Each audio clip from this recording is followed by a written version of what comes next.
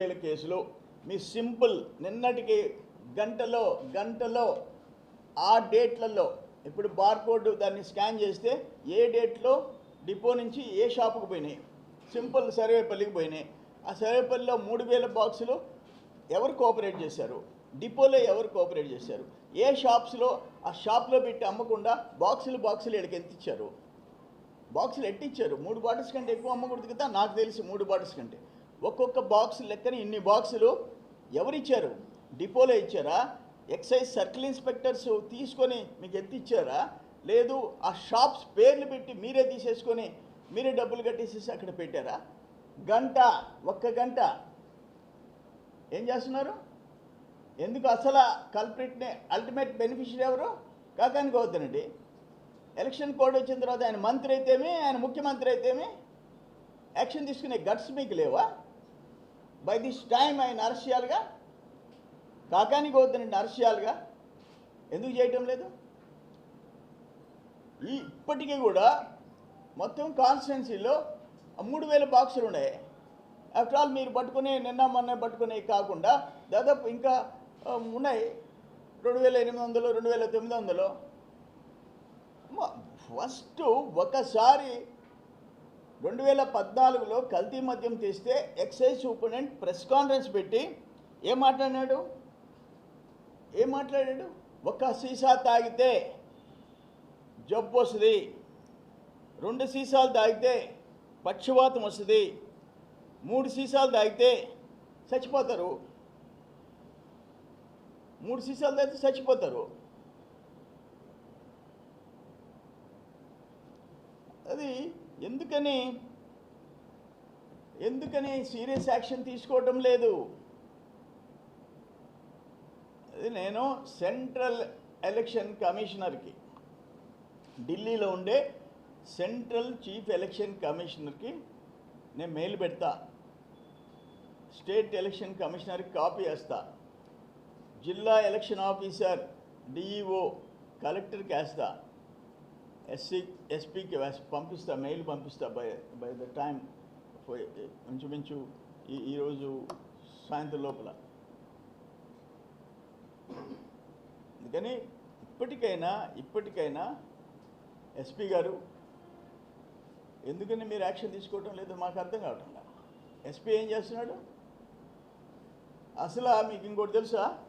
మా ఫోన్లు location tap చేస్తున్నాడు ఒక ఎస్బీలో, స్పెషల్ బ్రాంచ్లో 7 ఏళ్ళు, 2 ఏళ్ళు తోటపల్లిగూడలో ఉండి 5 ఏళ్ళు కృష్ణపట్నం పోర్టు కృష్ణపట్నంలో పెట్టుకుని ఆయన తీసుకుని ఎస్బీలో ఎంచుకున్నాడు కాకాని గోవర్ధన్ రెడ్డి. అతనే మా ఫోన్లో ట్యాప్ చేస్తున్నాడు.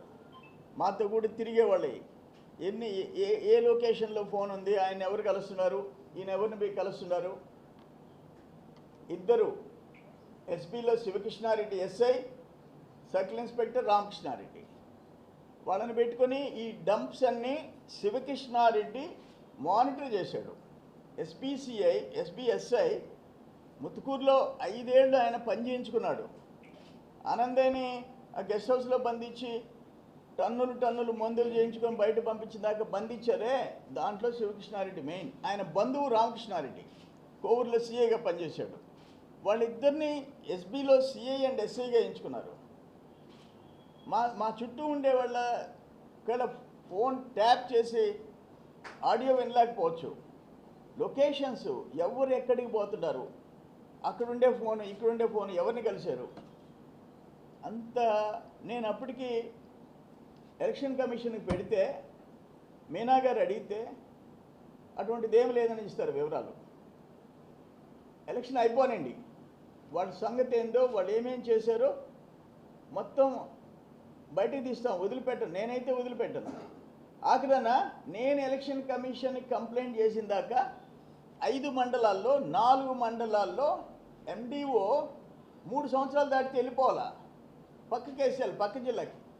ఖాళీగా పెట్టి ఎండిఓని ఖాళీగా పెట్టి 20 సంవత్సరాల నుంచి ఆ మండలంలోనే సూపరింటెండెంట్గా ఉండేవాళ్ళని నువ్వు ఎండిఓలు ఇన్ఛార్జ్ పెట్టించుకున్నాడు. కాకాని ఇన్ఛార్జ్ పెట్టించుకున్నాడు.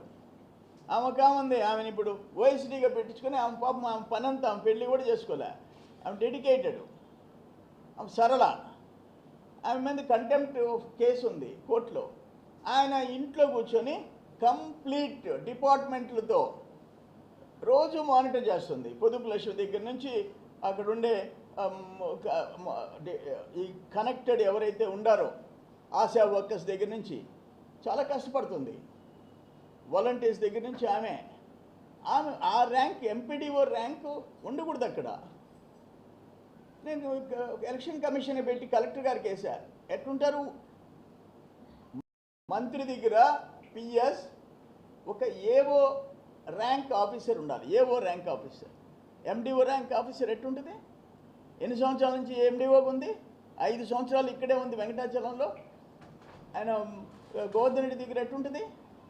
ఇవన్నీ మాకైతే ఎలక్షన్ కోడ్ వచ్చినా కొన్ని రెడ్ హ్యాండెడ్గా మేము ఏదైనా పట్టించినవి ఒకటి. ఇప్పుడు ఆ ఎండిఓల్ని నేను ఎలక్షన్ కమిషన్కి పెట్టాను కాబట్టి ఇప్పుడు అడిషనల్ ఛార్జ్ వేరే ఎంపీడీఓస్ని వేశారు. లేకపోతే సూపరింటెండెంట్లు ఏఓలు ఎంపీడీఓలుగా కాకాని గోవర్ధన్ రెడ్డికి కాళ్ళు ఒత్తుతా కూర్చున్నారు. ఏంది నెల్లూరు జిల్లాలో అసలు ఏం జరుగుతుందో అర్థం కాని పరిస్థితి. నేనైతే ఏ ఇష్యూ వదిలిపెట్టను. ఎలక్షన్కు ముందు ఎలక్షన్ ఆఫీసర్ ఇన్ఛార్జ్ రాబోతున్నాడు, ఆయనకి కంప్లైంట్ చేస్తా, సెంట్రల్ ఎలక్షన్ కమిషన్కి చేస్తా, స్టేట్ ఎలక్షన్ కమిషన్కి చేస్తా.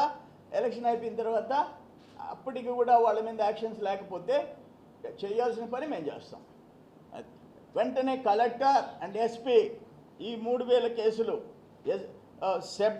సెబ్ ఆఫీసర్స్, అడిషనల్ ఎస్పీ బెటర్గా ఉంది, ఆమెన్నా కొంచెం రెస్పాండ్ అవుతుంది.